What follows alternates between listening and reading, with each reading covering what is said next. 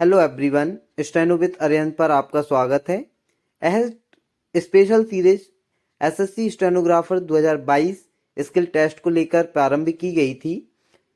कुछ health issue होने के कारण मैं आपको डिक्टेशन प्रोवाइड नहीं कर सका, उसके लिए मैं क्षमा प्रार्थी हूँ। और अभी भी थोड़ी सी हेल्थ इशू चल रहा है। यदि डिक्टेशन में कोई प्रॉब्लम आती है तो आप उसे इग्नोर करें और आप फीडबैक ज़रूर दें ताकि मैं इसको कंटिन्यू कर सकूं, क्योंकि अभी थोड़ी सी मेरी वॉइस में भी प्रॉब्लम आ रही है। तो यदि आप इसे इसी वॉइस में कंटिन्यू करना चाहते हैं तो आप मुझे कमेंट्स में ज़रूर सजेस्ट करें या जो भी आप फीडबैक देना चाहें ज़रूर दें।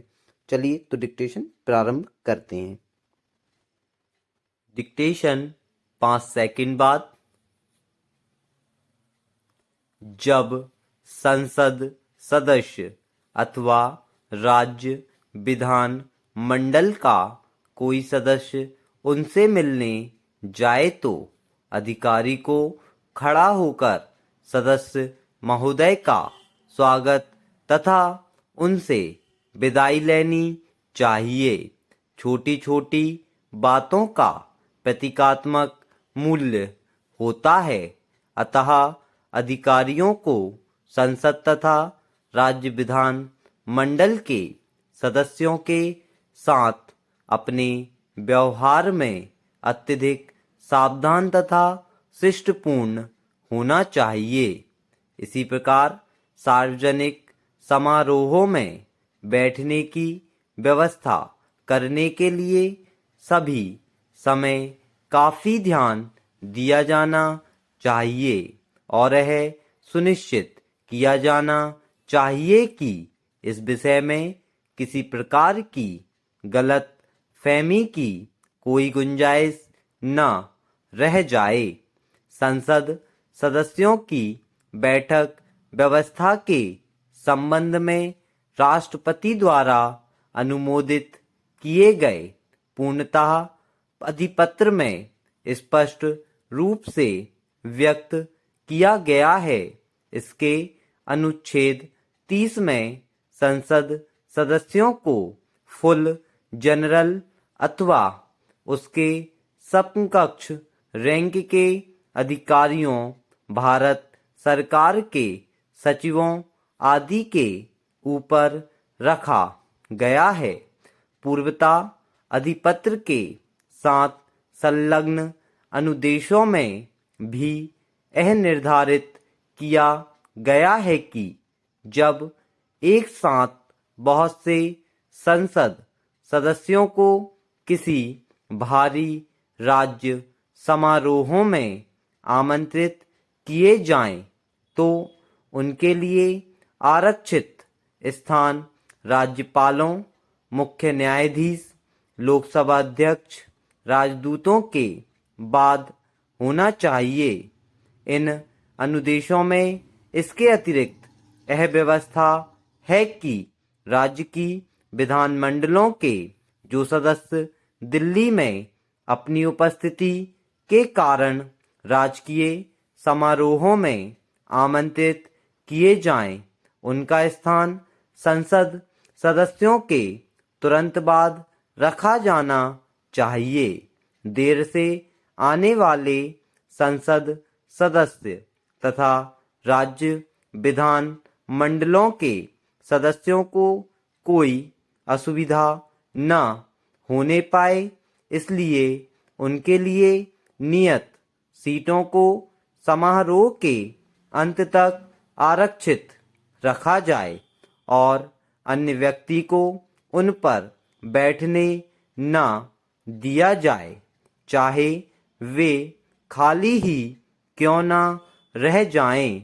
उनको दी जाने वाली सीटें कम से कम इतनी आरामदायक और इतने महत्व के स्थान पर अवश्य होनी चाहिए जितनी की अधिकारियों के लिए नियत की जाएं।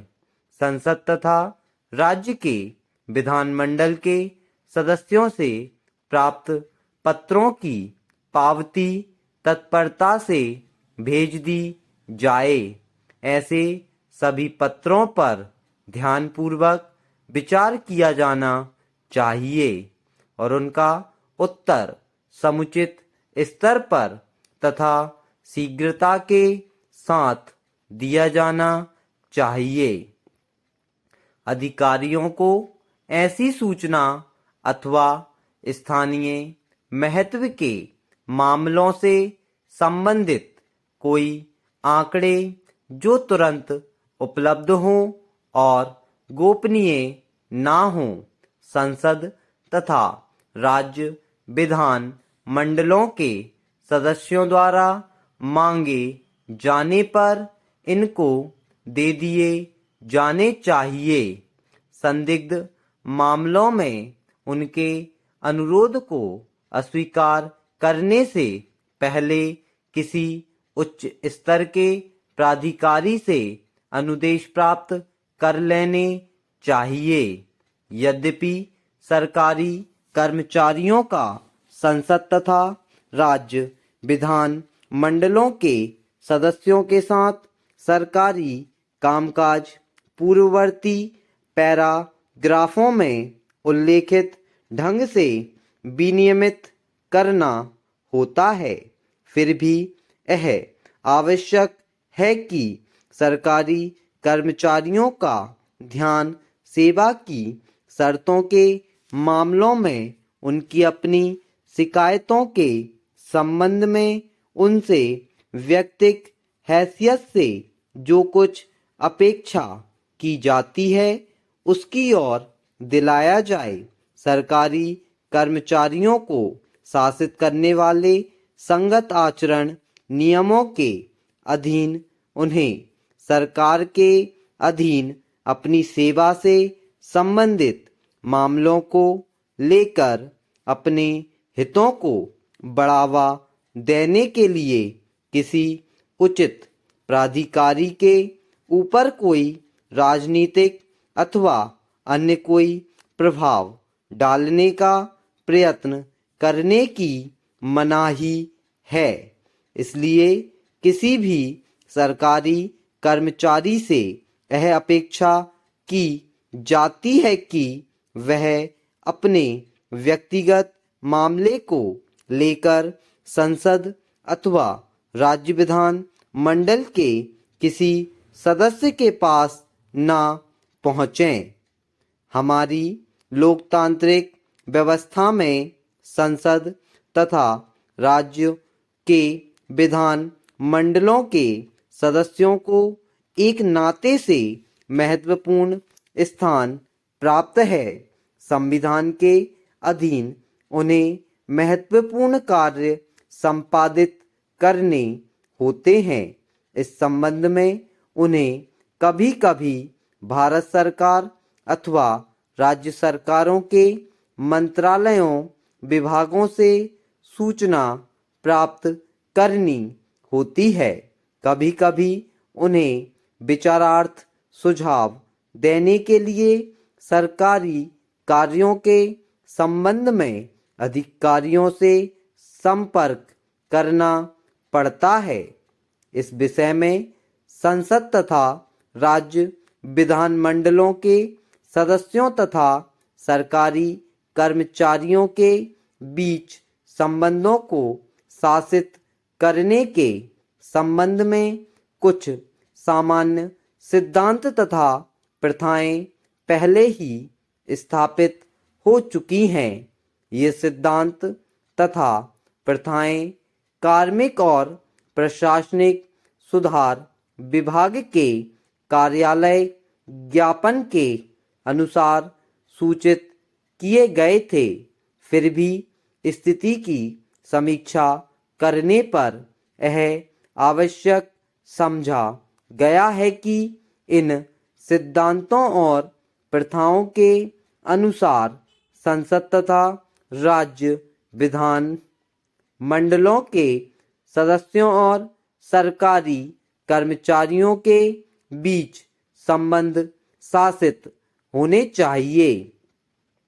अब उन्हें पुनः दोहराया जाए और उन्हें एक एक करके ब्यौरेवार रूप में सामने लाया जाए। इस संबंध में अगले पैराग्राफों में अनुदेश दिए गए हैं। वित्त मंत्रालय से अनुरोध है कि वे कृपया इस कार्यालय ज्ञापन की विषय वस्तु को मार्गदर्शन तथा उसके पूर्णतः अनुपालन के लिए सभी संबंधित व्यक्तियों को जानकारी में लाएं। जिन दो मूलभूत सिद्धांतों को ध्यान में रखा जाना चाहिए, पहला यह कि सरकारी कर्मचारियों को संसद तथा राज्य विधान मंडलों के सदस्यों के साथ विनम्रता और शिष्टाचार का बर्ताव करना चाहिए। यदि आपको वीडियो पसंद आती है तो वीडियो लाइक करें, चैनल को सब्सक्राइब करें और ज़्यादा से ज़्यादा लोगों में शेयर करें एंड फीडबैक ज़रूर दें। Thank you.